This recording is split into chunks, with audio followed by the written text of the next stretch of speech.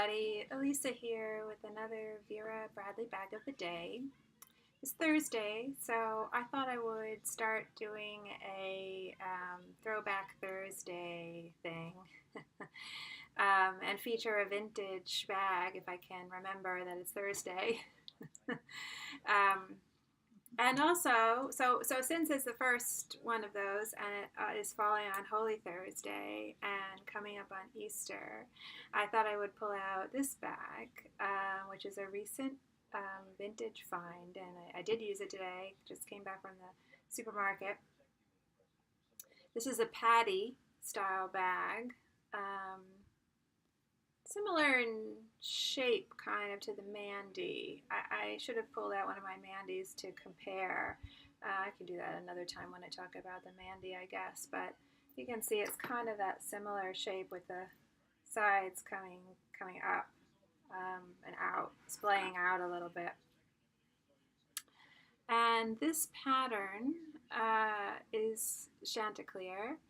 I think that's spring 1998. So this is quite, vintage. And just for people who might not be familiar with Chanticleer or what Chanticleer is, Chanticleer is a rooster who features in folk tales dating back to like the Middle Ages. And there is a folk tale, Chanticleer and the Fox, I think it's called, and that features even in Chaucer's Canterbury Tales. And Aesop there's a fable. I'm not sure. I don't think it makes use of the name Chanticleer, but there is a fox and a rooster fable, one of Aesop's fables, and I think there's some thinking that maybe that is related to the Chanticleer folk tale and maybe a precursor to that. So that's why this pattern, most likely I would assume that's why this pattern is called Chanticleer. I think if you were to Google Chanticleer, the rooster, the spelling would be slightly different. I think it's spelled with two E's at the end, and I think that the Vera Bradley pattern may spell it E-A-R at the end. I don't know if that's a mistake on their part or just an alternate spelling of Chanticleer, but I've always seen Chanticleer spelled with two E's at the end, E-E-R. But anyway, that's that for people who might have not really known what Chanticleer was and why this rooster and egg pattern was called that. That's probably, I'm guessing that's why that. I mean, I can't see any other reason why it would be called that. And so you can see, try to get up close with this. Yeah, see those really, those really wonderful eggs and the roosters up there. Ooh, that's some good light just popped in there. So you can see on the eggs even, and I'll try to get another shot of them. There's rendering on the eggs, so they're not flat, just cream-colored discs. There is subtle shading towards the bottom of the eggs that gives it form, gives the eggs form. It's not coming through here, but I'll try to get a better shot as the video goes on. And of course, you can see in the crests or the crowns of the rooster, you can see the different colors there. So it's a very small, section of the design, of the print of the pattern, but yet there's such attention to detail in that. The range of color just in the crest there, in the crown and the crest, from light orange to a really deep dark orange. So that's very nice. And a lovely grass, along the bottom, which is not just one color green. You can see the blades of grass delineated really. So it's just great. And I had been looking. I had wanted, I just love any pattern with animals. It's very hard for me to resist. I'm always saying that in my videos and in posts on my Instagram. It's hard for me to resist a pattern with animals. And so I had been looking, for something in Chanticleer for a while. But when and I got this on eBay, and so that's where I was basically looking. I find eBay has the largest selection. It may be easier sometimes to sell on Poshmark, just in the sense of how you load your stuff up there. I have stuff on Poshmark. I haven't yet tried to get up onto eBay to sell, but I was thinking about it. But it just seemed a little bit more complicated. Maybe it's not really. But I do think from a buying standpoint, if you're looking for something, I feel like there's more variety on eBay. And so I had been looking on eBay for a while, keeping my eye out, searching Chanticleer. And stuff would come up and in pretty good shape for such a vintage pattern. 1998, those items are old now. But the trick, the rub, was always that these rows of eggs weren't always level. So that's the thing with a pattern like this, where it's very grid-like or has a very obvious horizontal element to it. There's always the risk that if the pieces of fabric aren't pieced together well, things are going to be askew. And like even here, okay, this is the top of the outer slip pocket, and you can see how nicely the eggs line up there. You can see their level by how they relate to the top of the slip pocket and the seam of stitching, up there, the horizontal seam of stitching. So I sat up immediately when I saw this one, because I could tell right away that the rows of eggs looked level. On the front, going around onto the back. There's no pocket or anything on this side. So when those rows are sort of tilting, or one section would be tilting, depending on how the bag is is constructed, it was very frustrating for me. That might not bother everybody, but for me, it was just a real deal breaker. I mean, I know they can't, in the factory, they can't be there putting bags together by hand. I mean, that's not cost effective, I get it. But with a fabric like this, it really jumps out at you, and for me, if it doesn't look aligned right, it's not worth it to me. So let's have the two long handles, and on the exterior, like I said, this is the only exterior pocket. It's a slip pocket, and it does go down all the way to the bottom. My fingertips are at the bottom there. Let me just measure it real quick. Don't want to disturb Duke's nap. I can hear him. He's almost snoring. He can sleep anywhere. It's a gift. Okay, so this top opening is 17. Now the bottom base length here. I have to do it on my side. I won't be able to read it.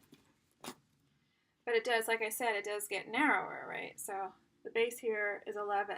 So it's tapering in from 17 down to 11. And from the top, the zipper to the base is about 10. And the base itself sort of splays out at about 6 inches, but the seaming where they create the base, that's narrower, about 4 1/4, 4 1/2. But it does kind of flatten out. And the strap drop, now, the top of the bag really falls there if it's upright. Right, so that's about 10 1/2, but I find that this tends to sort of flop down. Maybe also because there's a seam right under the grass part of that coordinating trim is a seam, and so that's probably, adding to the tendency the bag wants to break right there. But it's, it's a good size bag. It's comfortable. This is the first day I've used it, and I did have a little bit of shoulder strap flopping off, one shoulder strap flopping off. So I just sort of twisted them together, and then that took care of it. See if I can get just a quick inside shot before I start taking stuff out. So you can see I'm getting all my normal stuff in there. Get a good look at that interior pattern, which is pretty. It's pretty. I mean, it's maybe not my favorite color scheme, that rust kind of orange, dark orange color, but it's pretty. Those little stylized flowers and the diamond shapes. And then, you know, this was back in the day when Vera Bradley was, it has 6 interior slip pockets, and they're constructed with that quilted fabric. You know, that was back when they were still doing that. And it is machine washable. It says the tag on the back has washing instructions, and it is machine washable.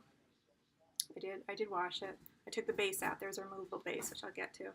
So just, you know, my normal stuff is in here. A GPS pouch. iPad mini, which is 8. I think it's 8 by about 5.5 or something. iPod. There's iPad mini, iPod.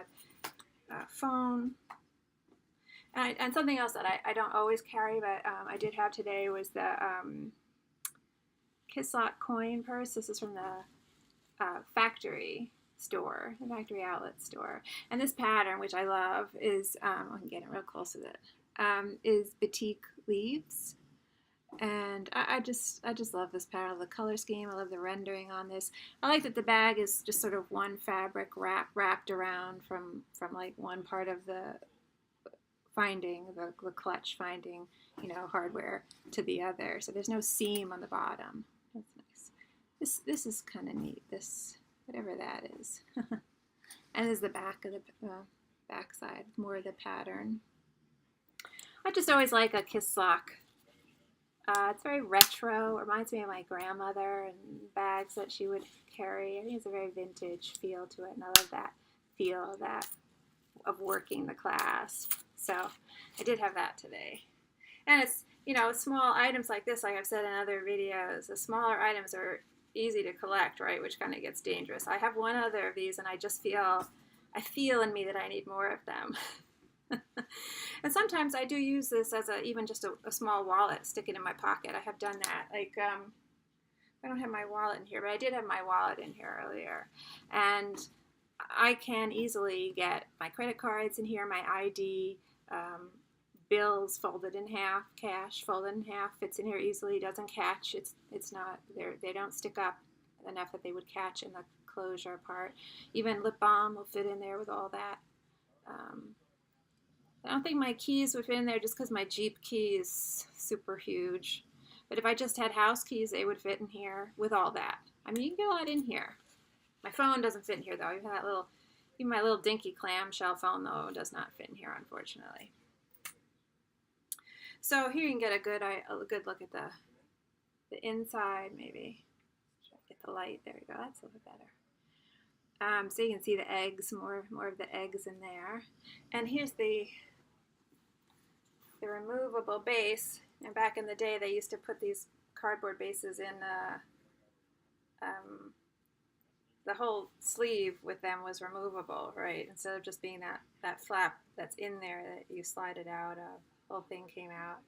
So here, let me see if I can get this up real close. Maybe you can, I don't know, see the, yeah, you see here, you can see the rendering on the eggs. It's very subtle, but it's there. It's the lower part curve, bottom curve of the egg is shaded with darker colors to give the egg form, to give it shape, you know, so there's not just flat. So I love that. I love that attention to detail. And this was the cardboard that came with it. You can see it's warped. I considered replacing it with my own styrofoam board because it had a musty smell. The bag did have a musty smell, and I washed it, and that's fine. But it was in the paper, it was in the cardboard too, and I was worried it wouldn't air out completely. But it has. Yeah, it has. So I'm sticking with this. Save my styrofoam board. And it, yes, it's curved, so warped. So what I've been doing, thinking, I mean, I did it today and I'll continue to do it, is to use it this way. So it's bowed up, and then hopefully the weight of whatever's in there will just, counter it. Not too worried about it. At first I was a little bummed, though. It's not pristine, but it's fine. The only flaw, if you can call it that, and the only wear, before I get to that, there's no wear in the fabric anywhere, no fraying, no nothing. I mean, it's great for, I think this was like $33, maybe $33 around that. I mean, like I was saying, you can get good deals on eBay, and this was 20 something, maybe mid to upper 20s, before shipping was added. I don't mind if something is 60 or 70 and it's worth it to me to pay for it, because these things are, I think of these things as collectibles. But you can, if you persevere, you can find better deals too. But the only wear here was the paint, the black paint on this metal part, the zipper pull, is chipping off just in one or two spots, so no big deal. It's nice. This was back in the day when they still did the fabric zipper pulls, so that's kind of nice. Those roosters are, yeah, those are little roosters. I didn't even notice that. Can see. Those are, you see there, yeah, a little rooster. It's a piece of small rooster fabric ribbon or whatever folded over. That's kind of neat. So the only thing with this bag that I noticed, and I don't know, it's easier to see when there's got some weight in the bag. I don't know if the seller knew this or what, but the strap drop, there was some kind of, I don't know, something happened on the production line. Someone fell asleep for a minute there because the strap drop is not even. You can see there. You can see it's about an inch different from one strap to the other. So I'm going to stand up and put it on.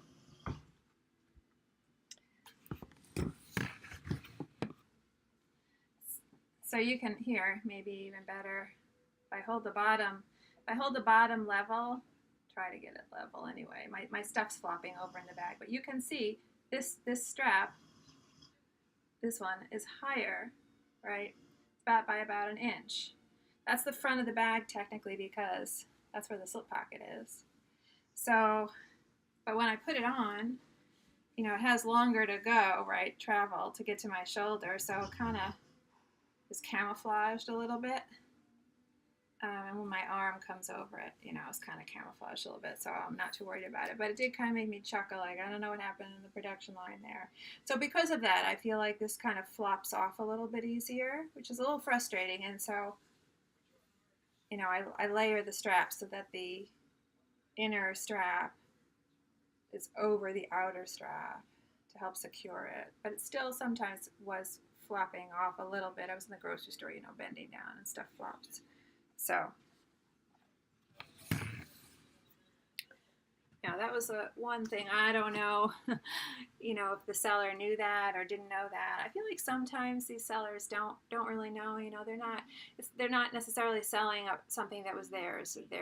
This is what they do. They buy antique kind of things and then they flip them. They try to sell them or whatever. And so, they don't necessarily examine them with the same eye, and they're not using the product. I only noticed it because I went to put it on my shoulder and it felt weird in my hand. It felt different. One strap felt loose or wasn't hitting my hand at the right spot, the same spot as the other. That's when I started to look more closely what was going on. So if you're not really using the product, Anyway, so I'm very pleased with it because of the align. That, like, to me, the strap thing, I can live with that, because what's most important about this pattern for me is getting level rows of eggs. And I feel like I got that here. Again, this is, I think I said it's the Paddy bag. And I was very pleased with it. And I think it's a good one for Easter coming up, and Throwback Thursday. Vera Bradley Bag of the Day edition. Thanks for watching, and hopefully